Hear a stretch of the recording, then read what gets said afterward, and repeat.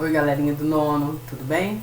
Vamos lá para a nossa segunda semana de videoaula. No nosso caso aqui, a nossa segunda aula de fato, né? Na anterior, eu finalizei falando para vocês sobre períodos. Períodos simples e períodos compostos. Relembramos orações, frases, orações e períodos. E classificamos como período simples a presença de uma única oração, que no caso ela tem que ser composta por um verbo ou uma adjunta adverbial, certo? Período composto, então, é quando tem a presença de duas ou mais orações, dois ou mais verbos. Na sequência agora, sobre o período composto, então a gente analisa o seguinte: período composto, ele tem duas classificações, por coordenação ou por subordinação. Nesse vídeo de hoje, a gente vai falar do período composto por coordenação. A gente vai falar aqui especificamente das orações coordenadas, o início dela, né? A gente vai dividir as coordenadas em dois vídeos. Esse primeiro aqui é a introdução e o segundo é a classificação. É um quadro com todas as orações coordenadas sindéticas. Então, começando. As orações coordenadas, elas são independentes entre si. O que significa ser independente, né? Então, antes dessa independência, a gente tem que entender dois termos: a sintaxe e a semântica. O termo semântica tem a ver com significado, e a sintaxe é a classificação dos termos dentro das orações. No caso das coordenadas, elas são independentes sintaticamente. Na semântica, no sentido, elas têm a ver. Podem ser independentes? Podem.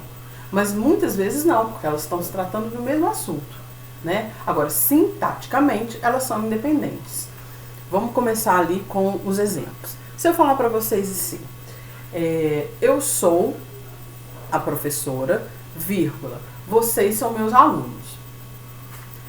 Duas orações coordenadas, ou seja, na primeira eu tenho presença de sujeito, verbo, predicado, e na segunda, mesma coisa, lembrando que o verbo é a primeira palavra ali do predicado. Eu não preciso, eu não tenho, na verdade, um termo completando a outra. A segunda traz um termo da primeira, não tenho isso. Ok? Isso aí é em termos sintáticos. Se eu colocar para vocês assim, eu sou a professora e vocês são meus alunos. Coloquei um E aí no meio. O que acontece? Ela deixou de ser coordenada por causa disso? Não, claro que não. Só teve uma palavrinha, uma interferência. As duas continuam sendo coordenadas, continuam sendo independentes sintaticamente. O que acontece? Aí a gente começa já a entender e classificar as coordenadas. Existem dois tipos que diferem as coordenadas. A gente precisa entender e reconhecer quando elas são assindéticas e quando elas são sindéticas. Das sindéticas, a gente vai conhecer ali um quadro, os tipos, que a gente tem 5 classificações de sindéticas. Mas vamos lá. Para que ela seja coordenada assindética, elas têm que estar ali justapostas, ligadas, mas sem a presença de conjunção. O que é conjunção, galera? Mas, porém, contudo, todavia, conjunção é uma palavrinha invariável que liga dois termos, e aqui no nosso caso estão ligando duas orações. Então, no meu primeiro exemplo, eu sou sua professora, vírgula, vocês são meus alunos, não tem nenhuma conjunção ali ligando as duas orações, tem a vírgula, ok? Então, esse primeiro exemplo é de orações coordenadas assindéticas.